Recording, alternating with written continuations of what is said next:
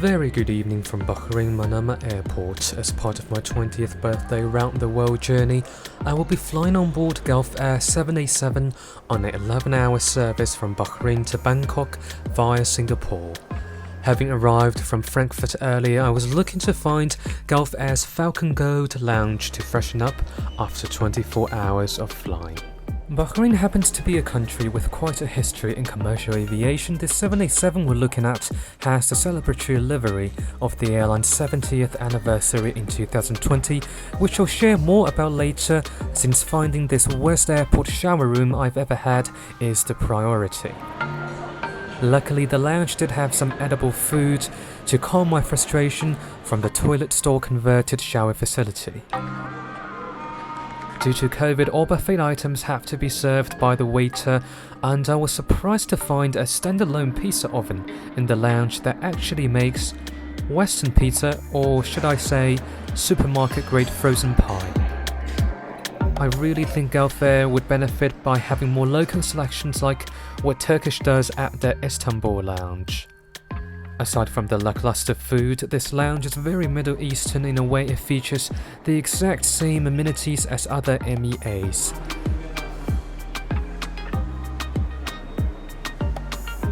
Now, it turns out Gulf Air plays quite a prominent role in Bahrain as the major sponsor of the Bahrain Grand Prix as well as the air show. Something outstanding about Gulf Air, given its geolocation, is the prevalence of alcohol on the ground and on board its aircraft. It will really be a deal breaker for me if an airline doesn't serve alcohol in the premium cabin. Now, I used to love winter until I moved to Ithaca. Feels so good to be in my summer attire again. This was my first visit to the Kingdom of Bahrain, and I was indeed astounded by what one can do with infinite amount of oil.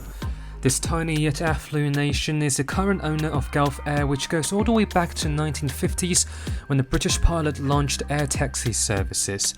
The airline used to be owned collectively by Bahrain, Oman, Qatar and Abu Dhabi until 2007. Now, I remember back in elementary school, I loved to collect aircraft models, and one of my favorite purchases was actually a Gulf Air Airbus 330 with the F1 livery. It was shortly the time to be on the move again, and today I'm boarding Gulf Air's Boeing 787 Dreamliner, which replaced the airline's Airbus 330s in 2018 as the new generation long-haul fleet. 2K. The Gulf Air 787 has two cabins and a total of 282 seats. The 26 seats business class has one section and uses the Apex Suite product, which is the most practical business class seat ever made, with incredible privacy for window side seats that I am seated at today. While the cabin is in a 2-2-2 layout, every passenger has direct aisle access and the flexibility to be intimate with your travel partner when needed. The partition between the seats can be extended, and in the case of Gulf Air, even before takeoff.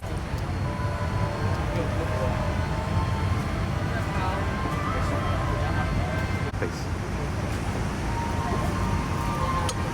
Thank you very much. You're welcome.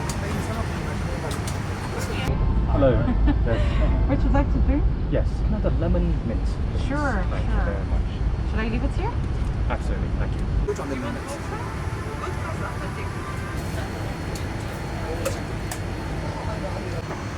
Since the display is out of reach in the Apex Suite, the handheld control is the device to tune the in-flight entertainment with.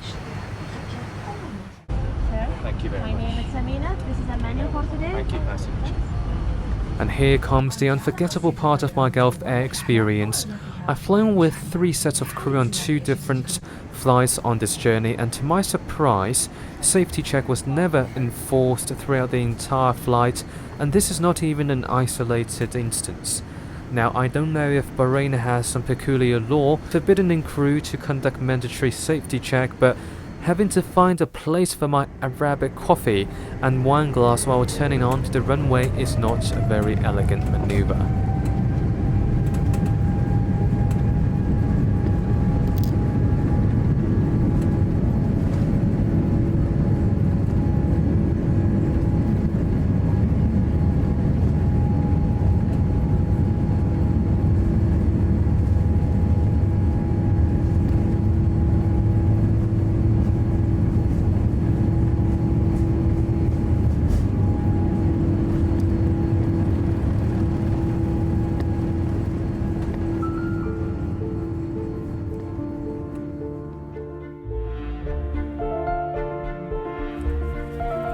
The midnight departure out of Bahrain was followed by a very abbreviated supper service after takeoff.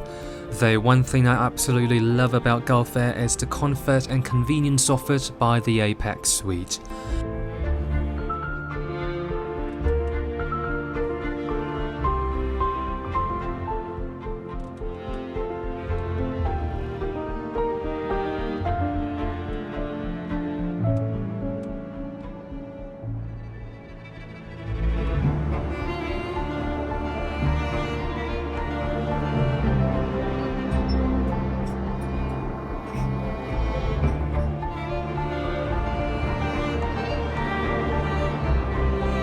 I'm not a fan of Arabian cuisine, but I enjoy the food on Qatar Airways.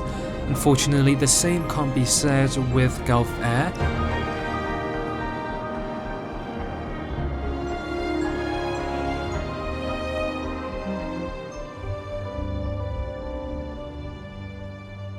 The only thing I would eat again from this supper is the lemon mint refresher drink.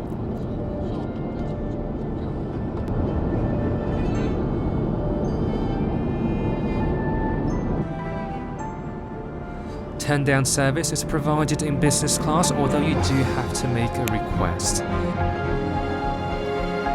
After an hour into my second long haul with Gulf Air on this day, I think it's suffice to say the bed is the most enjoyable part of the journey.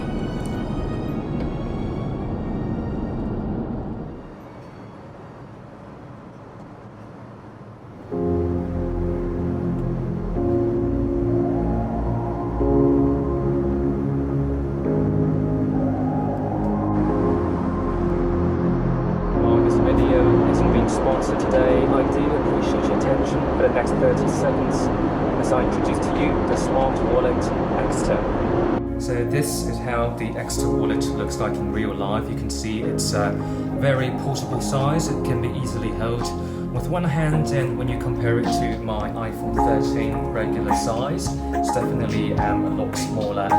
One of the most valuable perk I think with the Extra Wallet is definitely the ability, aside from the tracking pad here, to swing all your cards out by press of this one button, which for me can be very useful, especially when I travel through airports and other hectic venues.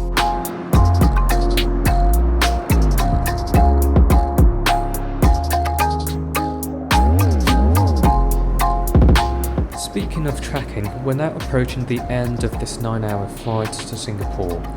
Setting aside the soft product, Gulf Air does have a marvelous cabin. Even the economy class on this 3-year-old 787 looks very refreshing and spacious, even with the 333 layout.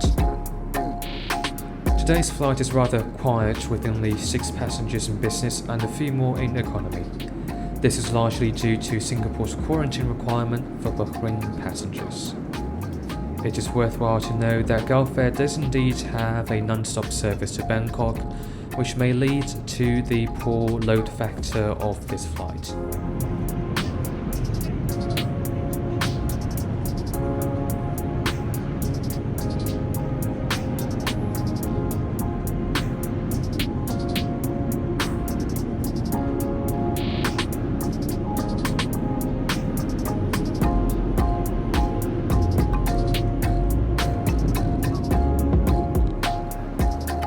Coming back to my cocoon, it's now the time for the pre-landing meal.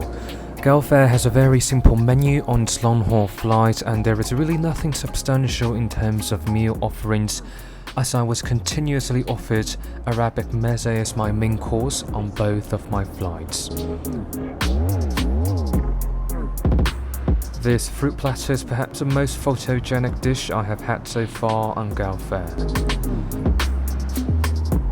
Aside from that, it was a very standard airplane breakfast, with the highlight being the croissant, which is much more decent than the blended omelette. But this is still good, relatively speaking, if you compare it with this croissant immersed in sugar-saturated berry concentrate. And this is exactly why I'm always dubious towards airplane breakfast.